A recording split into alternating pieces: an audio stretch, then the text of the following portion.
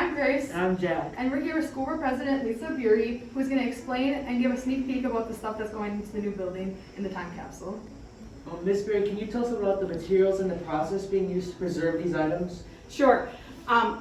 We read that copper is a good preserving hard material. We're not burying it in the ground, so that's a positive. It's not going to be exposed to moisture and things. It's going to be between two walls. So most of this should preserve pretty well. Like, we have yearbooks from 1925 that are still in really good condition, but we do have some of this will be reprinted on acid-free paper, and then we have these acid-free envelopes that some of those loose items will put into, slide it in the time capsule, and hope that it preserves for 50 or 75 years. And then lastly, Ms. Bury, where will the time capsule be located in the new building? Okay, in the new building, there'll be a date stone with 2021 on the outside of the building, and it'll be buried between that and the other wall. Thank you so much. Great.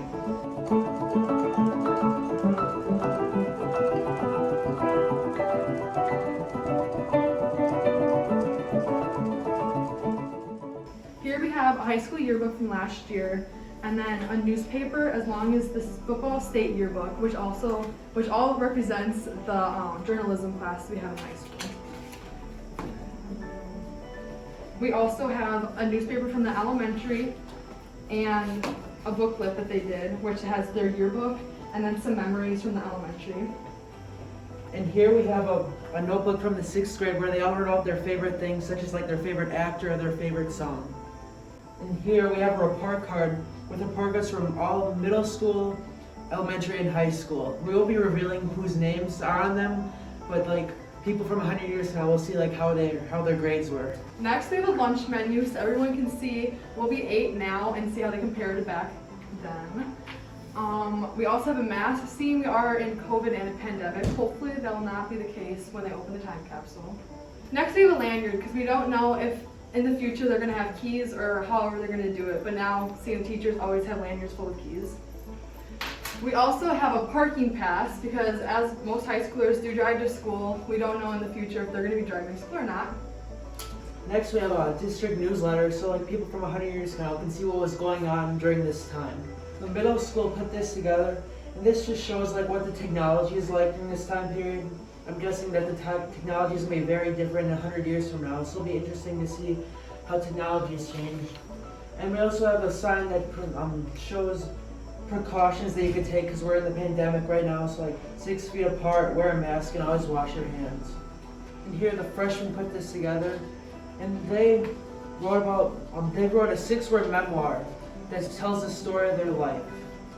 So some of them were just swing it, life, eyeliner, everything.